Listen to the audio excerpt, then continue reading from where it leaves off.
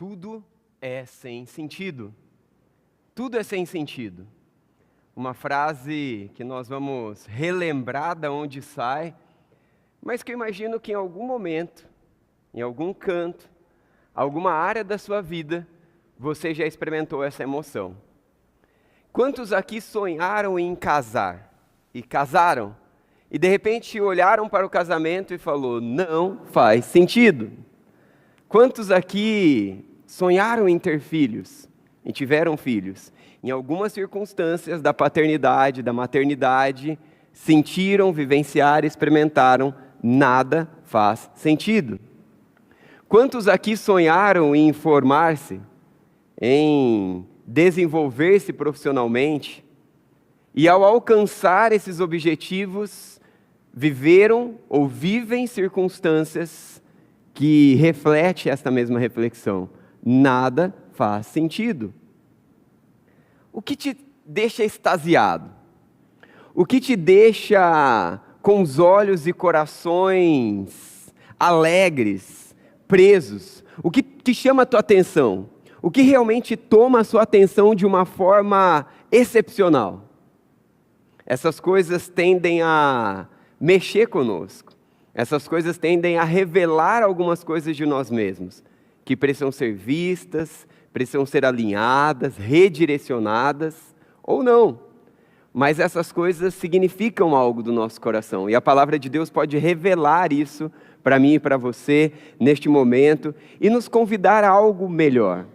Como viver a vida em cada uma de suas repartições, como viver a vida em cada um dos seus cantos, em cada uma das nossas experiências, e chegar à conclusão de fases, de circunstâncias, de um dia, de uma construção, de uma conquista, e realmente olhar para aquilo, e todo o teu coração, de fato, poder dar um suspiro de contemplação, dar um suspiro de realização, de desfrute.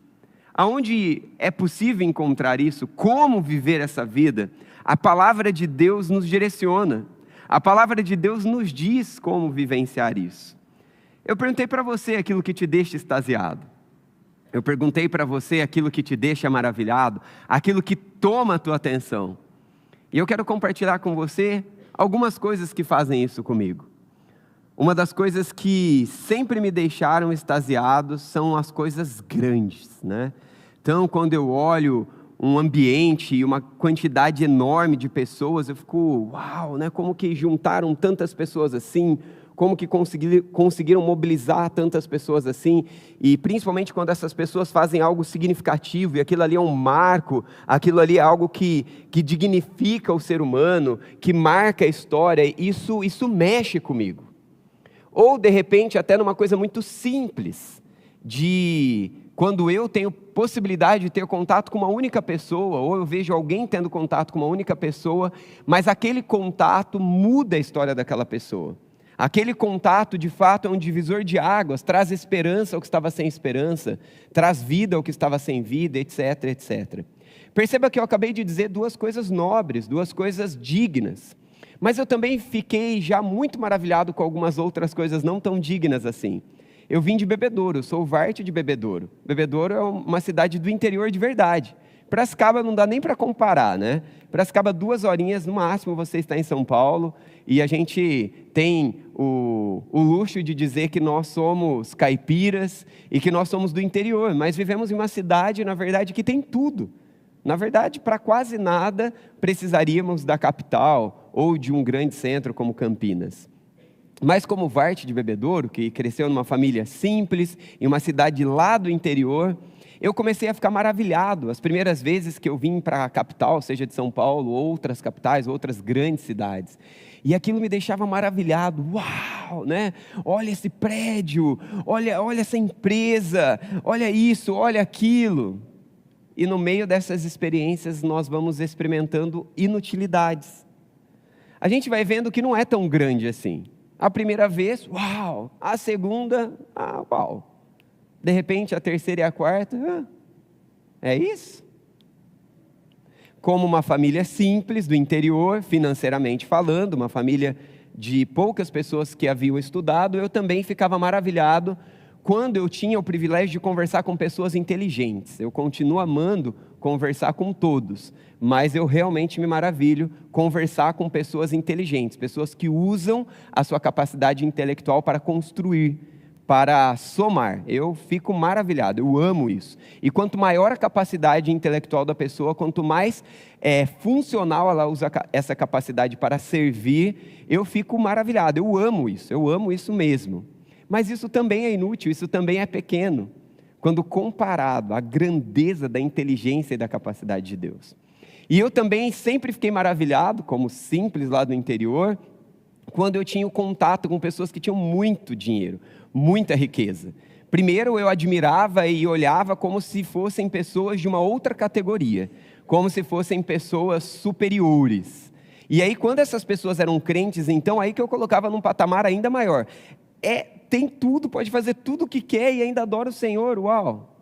Até que eu me acheguei mais perto dessas pessoas e tive grandes privilégios e continuo tendo, tenho amigos empresários milionários. Mas quanto mais perto eu chego dessas pessoas inteligentes, quanto mais perto eu chego dessas pessoas com muitas posses, maior eu vejo quão grande é o meu Deus. E quão pequeno é você, quão pequeno sou eu. Seja você aquele que tem muita riqueza, de intelectualidade, financeira ou de qualquer outra coisa. Só existe um que realmente é grande. Só existe um que de fato pode tomar a minha atenção e pode me deixar maravilhado, extasiado, de forma que quanto mais eu o contemplo, quanto mais eu olho, quanto mais eu o percebo, mais admirado eu fico. É o nosso Criador, sustentador do universo. E o livro de Eclesiastes, ele fala exatamente isso para nós.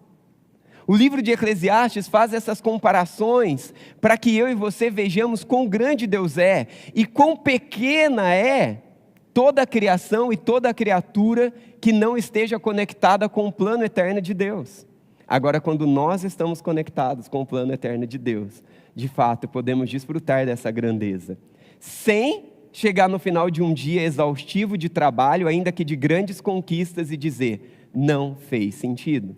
Sem chegar no final de um dia de uma paternidade, de uma maternidade, que muitas vezes é profundamente frustrante, e por mais frustrante que seja, dizer, fez sentido, cumpri o meu papel com o Senhor. Eu imagino que muitos de vocês, como eu, experimentam dias, fases, circunstâncias, cantos e áreas das vidas, que te deixam frustrado, que te deixam decepcionado. Mas o convite de Deus para mim e para você é que você e eu experimentemos mais dele. Vamos dar um passeio pelo livro de Eclesiastes. Se você ainda não leu esse livro, você hoje vai conhecer esse livro quase que por completo, mas eu te desafio a lê-lo na sua casa, a estudá-lo na sua casa, mas hoje nós vamos fazer uma mensagem aqui panorâmica ao longo do livro, tá bom? E o primeiro convite que eu tenho para você, que o livro bíblico nos faz, é busca pelo prazer. Não faz sentido buscar prazer. Tentar encontrar satisfação apenas no prazer é em vão. Tentar encontrar satisfação apenas no prazer é em vão. É isso que o autor de Eclesiastes, inspirado por Deus, nos disse. Olha o versículo 1 do capítulo 2. Pensei comigo mesmo, vou experimentar a alegria, descubra as coisas boas da vida. Mas isso também se revelou inútil.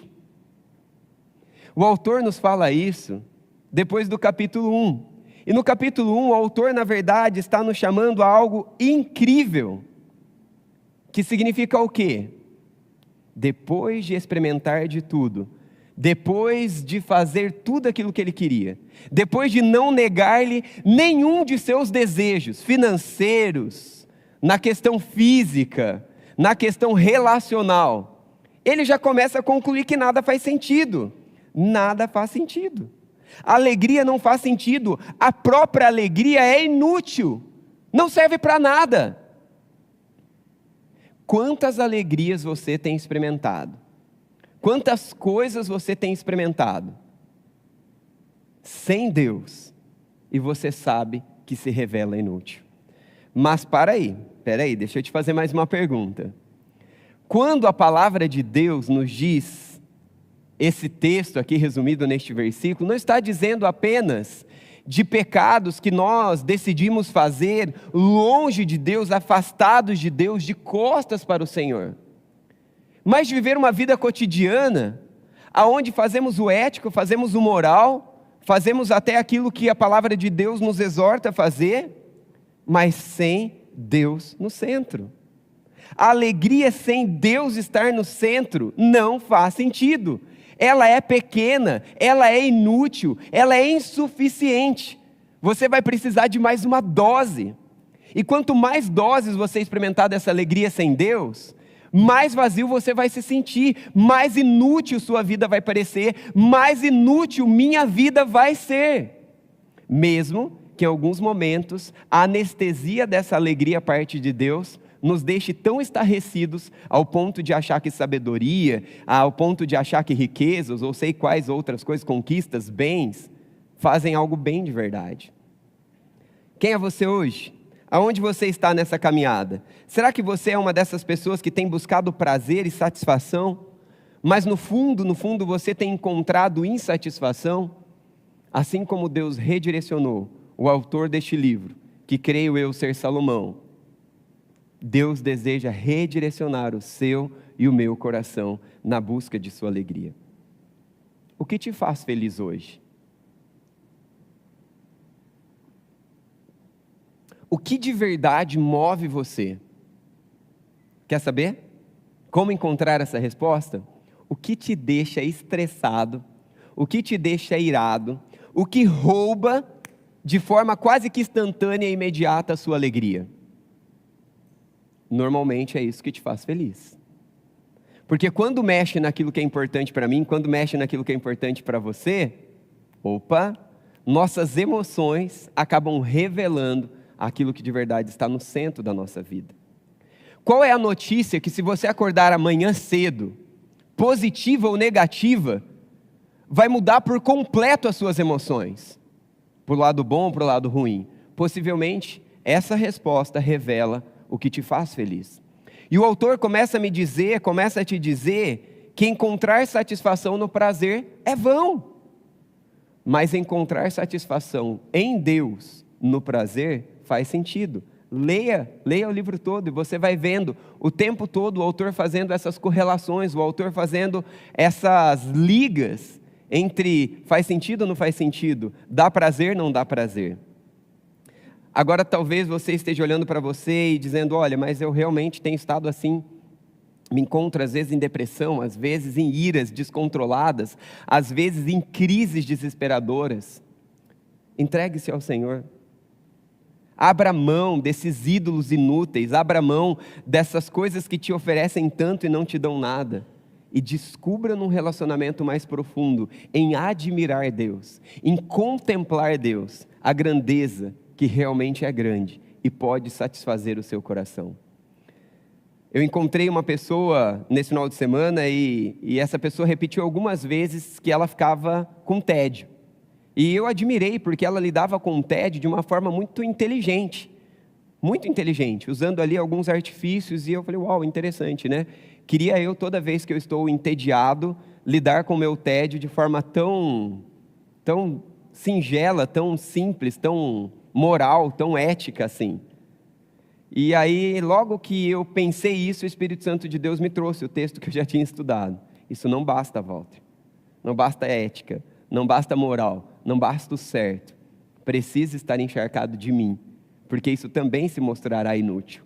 Então, a palavra de Deus não está vindo para mim e para você, ou para aquele que acha que é só as coisas mais horríveis, né? É matar alguém, é roubar alguém, é trair o esposo, é trair a esposa, é trair o melhor amigo. Não, é nas alegrias comuns, é no cotidiano que Deus nos convida a experimentá-lo um pouco mais.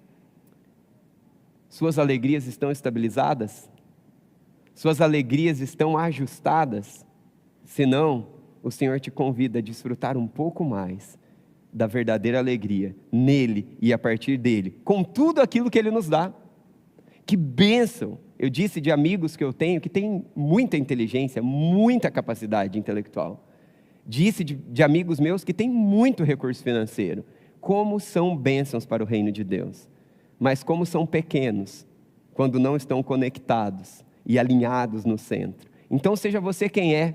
Eu não sei qual a grandeza o Senhor tem confiado a você. Eu não sei quais alegrias o Senhor tem confiado a você.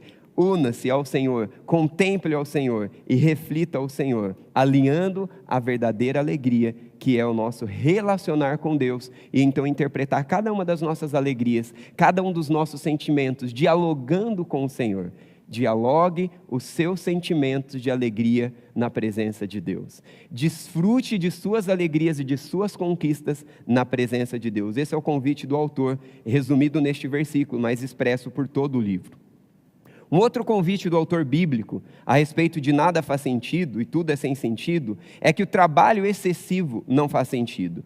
O esforço desmedido também não traz realização duradoura. É isso que o autor nos fala no capítulo 2 como um todo. E aqui o versículo 11 tenta resumir essa ideia para nós.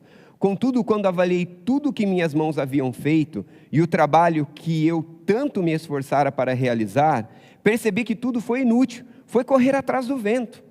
Não há qualquer proveito no que se faz debaixo do sol. Ler o livro de Eclesiastes parece ler um livro de depressão. Um livro de alguém que está no fundo do poço. A alegria não faz sentido. O trabalho não faz sentido. Ó céus, ó vida. Mas não é isso. O autor está dizendo que a alegria sem Deus estar no centro não faz sentido. Que o trabalho, sem desfrutar de Deus antes, durante e depois, não faz sentido. Porque o que me dá sentido é trabalhar com Deus, conectado com Ele. E até mesmo nas frustrações, até mesmo nas perdas, eu vou ter Ele para me consolar, mas também nas conquistas, eu vou perceber a grandeza de Deus revelada em mim, através de mim. E quando receber um elogio, isso vai me extasiar, porque vou contemplar ainda mais Deus. Mas também quando receber um feedback ruim, também vou contemplar a Deus, porque em minha pequenez permite-me servi-lo apesar de quem sou. Mas também permite que eu seja capacitado para que o sirva melhor.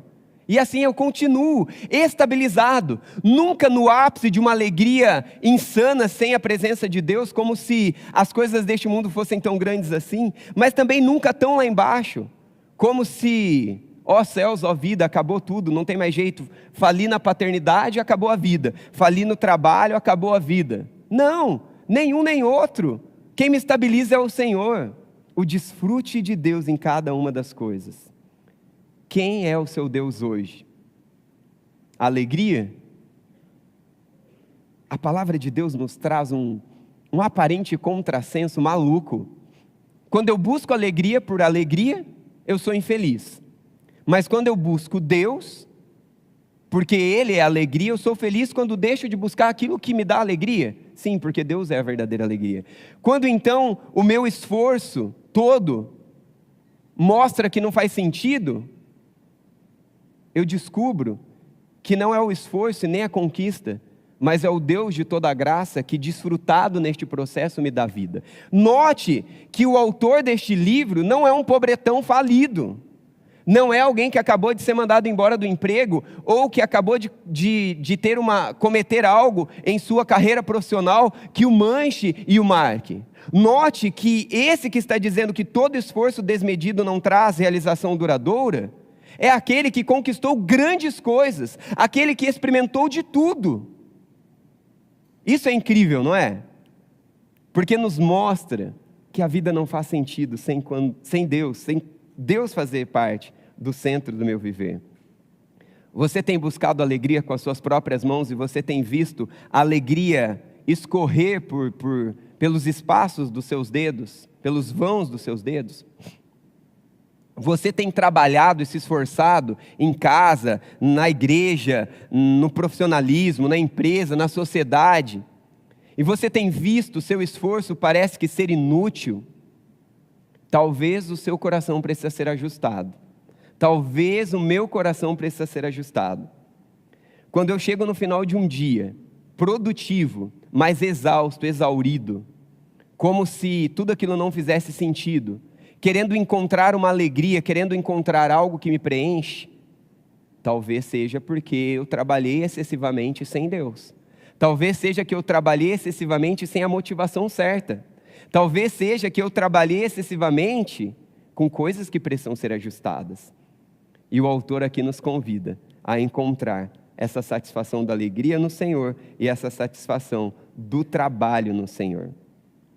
Também a confiança na sabedoria humana é inútil. A sabedoria humana não é suficiente para preencher o vazio. A sabedoria humana não é suficiente para preencher o vazio. Eclesiastes 2, versículo 15 nos mostra isso. Acabei de voltar de um congresso científico com alguns adolescentes e nós estamos maravilhados. Já é o terceiro que eu participo. Grandes cientistas falando de forma profunda com a ciência, da grandeza de uma mente inteligente por detrás de toda a criação, evidenciando a existência divina de um ser divino por meio da ciência. Isso é incrível. Para quem não sabe, pesquise, não tenho propaganda nenhuma, mas para sua edificação, teoria do design inteligente, TDI, isso é incrível, isso é maravilhoso. Trouxe de lá 2 kits, um para a igreja e um para o Tomás, que através da ciência, através de criar com as próprias mãos a robótica e tudo mais, você consegue evidenciar uma mente inteligente por detrás de todas as coisas. No montar um cofre, e esse cofre ter 3 senhas, e se o ajuste perfeito das senhas não estiverem perfeito, você não acessa o cofre. Assim como a genética é em toda a sua complexidade perfeita, e se não tiver tudo ajustado, não funciona. Um Deus que criou gente como eu e você e que sustenta esse universo com suas mãos, de forma perfeita e maravilhosa. Uau! Incrível! É mesmo. Mas sem Deus estar no centro, não faz sentido, porque a sabedoria humana em si é vazia. Você é vazio, por mais inteligente que você seja, você é pequeno. Coloque-se no seu lugar, coloque-me no meu lugar. Nós somos pequenos, o único grande é o Senhor. Eclesiastes 2,15, então pensei comigo mesmo, o que acontece ao tolo também me acontecerá, que proveito eu tive em ser sábio? Então eu disse ao meu íntimo, isso não faz o menor sentido. Leia o texto todo e você vai ver que é muito mais complexo. O autor está reconhecendo a inutilidade da sabedoria, a inutilidade da grandeza, e nós estamos lendo um autor que é conhecido por ser o sábio. E a sabedoria não faz sentido. Porque a única coisa que faz sentido é a grandeza de um Deus, que faz o sábio ser sábio e manter-se sábio desfrutando de sua sabedoria no reino do Senhor. Porque o sábio que não desfruta de sua sabedoria quando o reino de Deus não está no centro, a sua sabedoria não serve para nada, a não ser para orgulho, que o humilhe, que o limite e que o faça infrutífero. Mas quando o sábio reconhece que o verdadeiro sábio é o Senhor, ele adora, ele contempla, ele admira o Criador. E quando o sábio realmente é sábio, ele sabe que o único que é sábio é o Senhor. E todo outro é só um reflexo do Criador. O quanto você tem visto Deus em sua sabedoria? O quanto você tem visto Deus na sabedoria daqueles que te rodeiam? Eu continuo amando conversar com pessoas inteligentes. Eu continuo amando conversar com pessoas que se esforçam. Mas quanto mais eu converso com essas pessoas, quando eu as coloco no lugar que elas têm e mantenho Deus no lugar que é só dele, mais maravilhado eu fico com quem Deus é. Eu não admiro mais de forma excessiva pessoas, quando assim eu me organizo a partir da palavra de Deus. Eu admiro Deus, eu adoro Deus, agradecendo a Deus por essas vidas preciosas que me cercam e por me permitir vê-lo na criatura. Você está conectado comigo? Você consegue perceber essas verdades que eu estou tentando trazer para você, que o livro nos traz? Uma outra inutilidade, uma outra verdade que não faz sentido nenhum, é o acúmulo de riquezas. Mesmo riquezas e bens físicos não satisfazem completamente. Eclesiastes 2 também nos traz essa verdade, depois 3, depois 4, tem os textos aí, mas o versículo 18 disse, desprezei todas as coisas pelas quais eu tanto me esforçara debaixo do sol, pois terei que deixá-las para aquele que me suceder. Esse versículo isolado talvez não faça tanto sentido para você, por isso leia os demais. Mas a verdade é que ele começa a encontrar algumas razões pela qual a conquista da riqueza não faz sentido. A conquista de conquistar e conquistar não parece fazer sentido nenhum. Será que a palavra de Deus chega para aquele que busca alegria e está o mais infeliz de todos hoje? Será que a palavra de Deus chega para alguém que tem buscado produzir e realizar e se sente esgotado? Se sente ainda vazio? Talvez não esgotado, mas ainda descobre que Cadê a alegria? Cadê a satisfação? Será que a palavra de Deus chega para você e para mim, para aquele que tenta ser o sábio, tenta ser a sábia, tenta ser o bom, tenta ser aquele que é o detentor da última palavra, e você tem percebido que isso também se mostra inútil? Será que a palavra de Deus chega para mim e para você que temos tentado encontrar riquezas? Será que a palavra de Deus tem chegado para mim e para você que já alcançamos recursos? E de repente você percebe que... E aí? O que isso me dá? O que isso mudou quando eu não tinha isso? Quando eu não tinha esse nome, quando eu não tinha esse status, quando eu não tinha esse recurso? Avalie tudo isso e maravilhe-se com quem Deus é. Para de se maravilhar com a grandeza daquilo que é pequeno. E como Deus te chama a maravilhar-se com quem Ele é. A popularidade é um outro perigo. Todas essas são vaidades que não trazem contentamento duradouro. Eclesiastes 4,16 e 5,7. O número dos que aderiram a ele era incontável. A geração seguinte, porém, não ficou satisfeita com o sucessor. Isso também não faz sentido. É correr atrás do vento. Vamos ser sinceros. A gente gosta de um like na vida social ou na vida pessoal. Mesmo que você se constrange às vezes com isso, eu fico super constrangido quando alguém me elogia. Muitas vezes porque sou orgulhoso e não estou sabendo lidar com o meu orgulho. Muitas vezes porque realmente não quero me orgulhar e quero adorar ao Senhor. Seja na rede social ou seja na vida particular. No fundo, ninguém quer ser isolado. No fundo, ninguém quer ser deixado de lado. No fundo, ninguém quer ser olhado e visto como alguém que não serve para nada, que não faz grande diferença. Todos nós gostamos de fazer parte de um grupo. Todos nós queremos ser aceitos dentro da nossa família, dentro de um grupo de amigos, dentro da igreja, dentro do ambiente de trabalho, dentro da sociedade. Mas o problema é quando a popularidade, quando a vaidade, quando querer fazer parte disso se torna o centro. E eu acho que isso pode me satisfazer. Eu acho que isso pode me realizar. Tá tudo bem, eu prego aqui e de repente alguém compartilha a mensagem e fala, fui abençoado. Poxa, que like legal de se receber. Pai, obrigado, porque eu trabalhei e eu fui edificado enquanto trabalhei e ainda tive o privilégio de ver o Senhor edificando outros enquanto eu também continuava trabalhando. Glória a Deus por isso. Agora, quando eu preciso olhar, graças a Deus não é a minha luta, mas eu continuo me cuidando para que não se torne. Quando eu preciso olhar a minha rede social de tempo em tempo, para ver se alguém comentou, para ver se alguém curtiu, ou quando eu vou ficar atento a quantas curtidas ou quantas compartilhadas.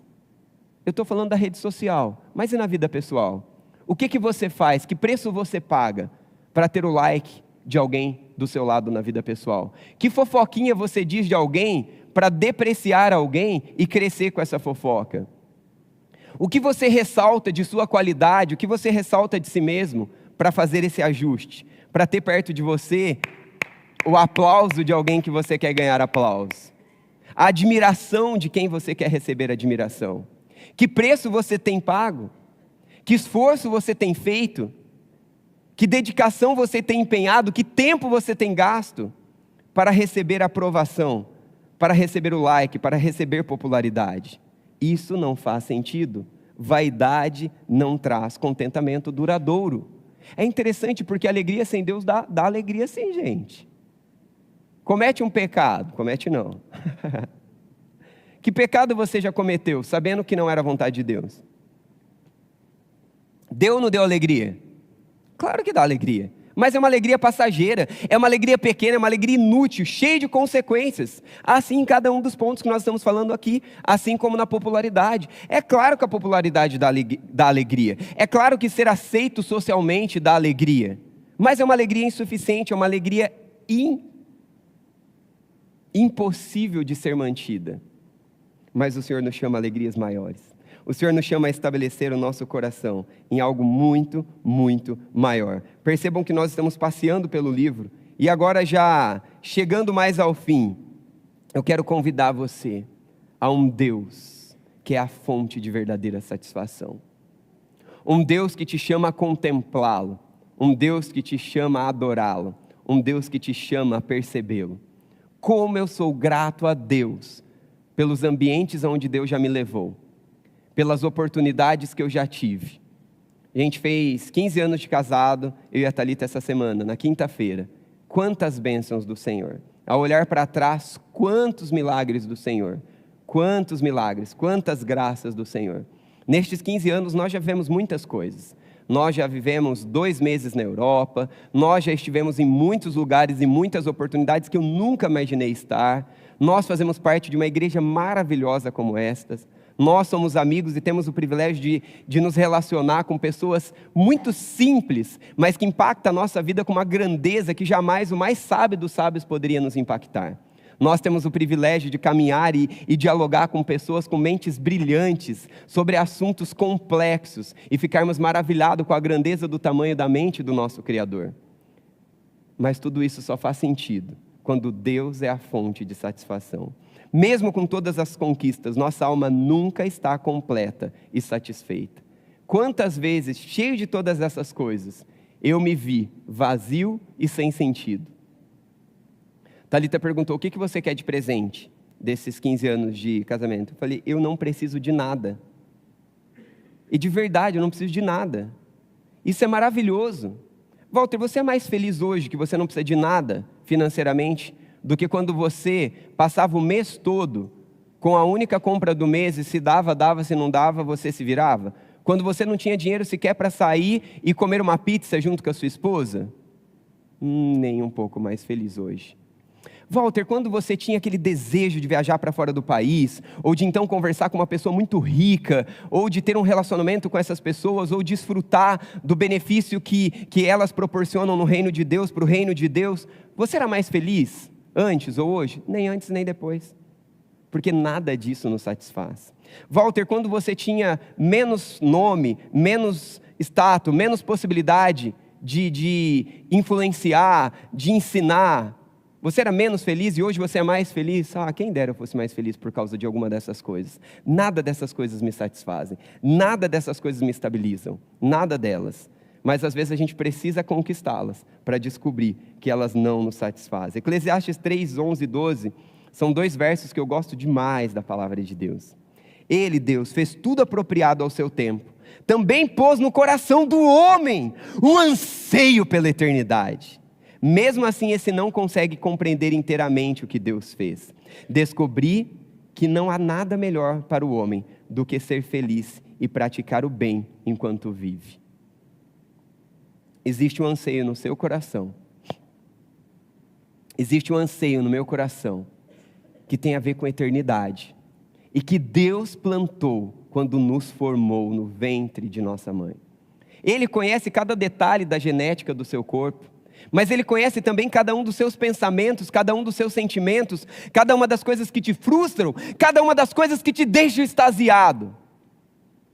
Ele colocou em você, Ele colocou em mim um anseio pela eternidade. Se tudo o que fizermos nessa vida não for conectado com a eternidade, nada fará sentido. Vamos lá para a oração do Pai Nosso, que o Josi tem exposto para nós, algumas dessas partes de forma magistral. Venha o teu reino. O texto lido, mas a narrativa, na verdade, vivida ali, nos fala isso. E algumas traduções e algumas passagens também termina que o teu reino venha sobre nós.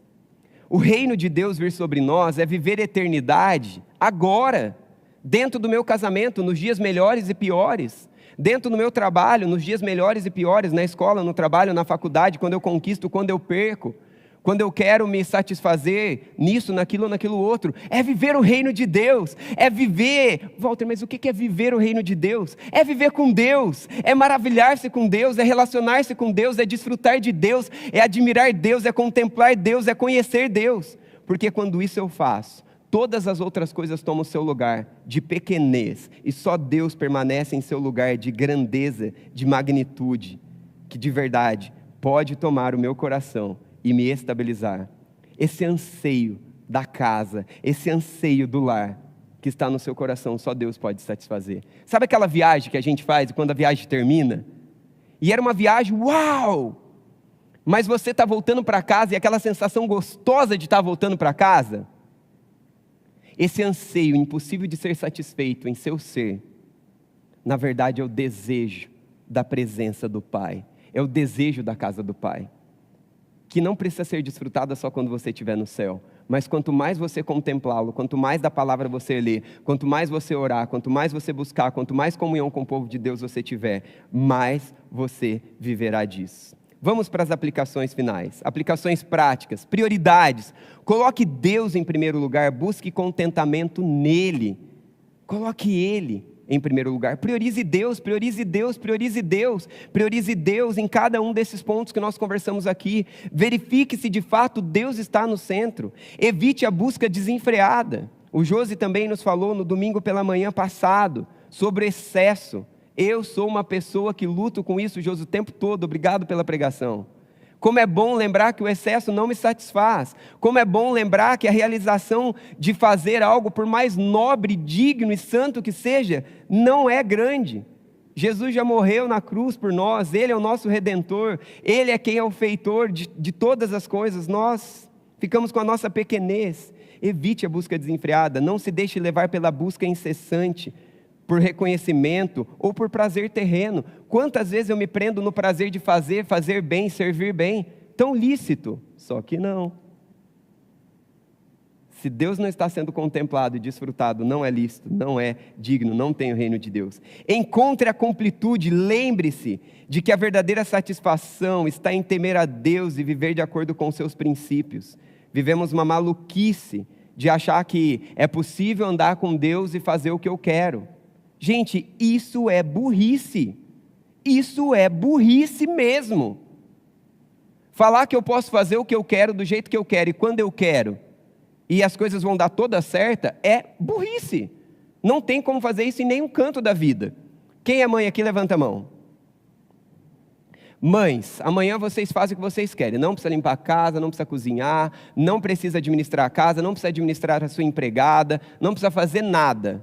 Seus filhos vão ficar muito felizes, né? Sim? Cadê os filhos? Levante as mãos aí. Não vai dar certo. Não vou nem fazer isso com os maridos, nem vou fazer isso com os filhos. Não dá. É insanidade. Obedecer a Deus, temer ao Senhor, desfrutar do Senhor é o caminho de verdadeira alegria. É o caminho de verdadeiro sentido. Tudo é sem sentido. O próximo slide nos diz: se Deus não for o centro. Tudo é sem sentido se Deus não for o centro. Aonde, que canto e que área da sua vida Deus não está no centro? Tudo é sem sentido sem que o reino de Cristo redima. Como nós precisamos ser redimidos pelo Senhor? Como nós precisamos ser restaurados pelo Senhor? A boa notícia é que Jesus veio para a gente como eu e você. A boa notícia é que o Senhor veio para nos encontrar em nossa pequenez. A boa notícia é que tudo faz sentido quando Deus está comigo e com você. E Deus está aí, e Deus está aqui, e Deus vai estar daqui a pouco lá na sua casa, no seu casamento, na sua vida, no seu trabalho, na sua faculdade. Deus vai estar comigo e com você aonde nós estivermos. Nós não precisamos fugir de Deus como Adão e Eva fizeram ao verem-se sujos pelo pecado. Nós podemos correr para Jesus, porque Jesus já nos limpou, já nos purificou e Ele nos reconectou com Deus. Feche seus olhos, levante-se, ore em pé para que você se concentre. Já ficou muito tempo aí sentado. Ore, busque ao Senhor.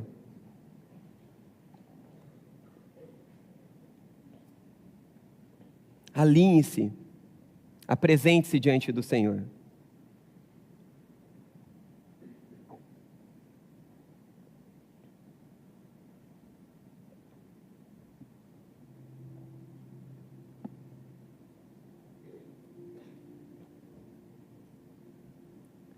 Senhor, livra-nos da inutilidade de vivermos uma vida que admira, que contempla, que se maravilha, que adora, que se apega àquilo que é pequeno e inútil.